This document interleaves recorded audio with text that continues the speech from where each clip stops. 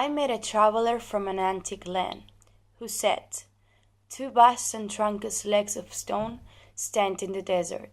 Near them, on the sand, half sunk a shattered visage lies, whose frown and wrinkled lip and sneer of cold command tell that its sculptor, while those passions red, which yet survive, stamped on these lifeless things, the hand that mocked them and the heart that fed."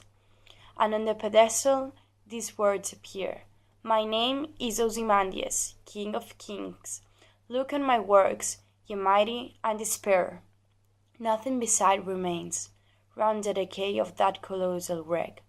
Boundless and bare, the lone unlevelled sands stretch far away."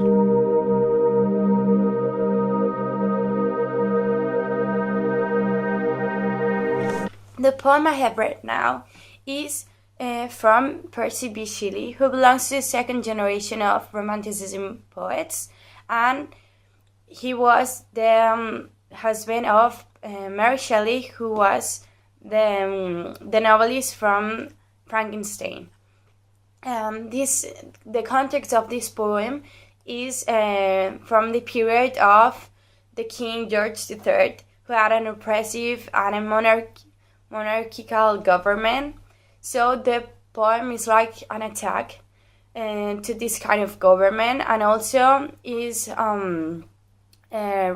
resembles to the pharaoh Ramesses, who had a great military imperium, and the main theme of this poem is the power that the great kings or pharaohs thought that they had, but that this poem does not last forever. Only this sculpture that the poem talks about, an sculptor and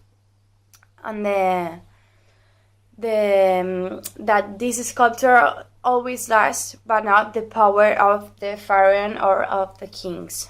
The Romantic period starts with the French Revolution in 1789, and it's characterized by being a cultural and political movement, but also an artistic and literary, musical, intellectual European movement that emphasizes on nature and past and glorifies the Middle Ages,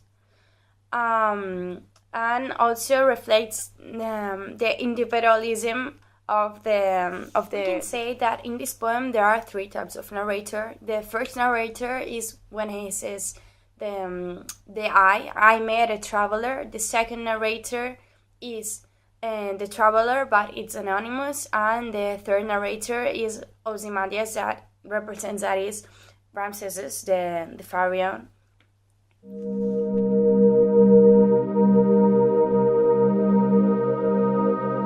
There are a lot of characteristics of the Romanticism period that are reflected in the poem, such as the foreign line, which is represented by the desert, where is the sculpture.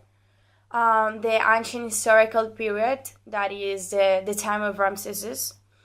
The religion and the political control, because the pharaoh had a very controlled imperium, so it was very oppressive, and this is represented by the attack that the author makes to this kind of people or powerful people. The author also talks about that the traveler sees the face of the sculptor, that it's very powerful, but as you can see, is isolated in the middle of the desert, and this reflects the main theme, that is that the power does not last, but the art, the sculpture, yes, it lasts.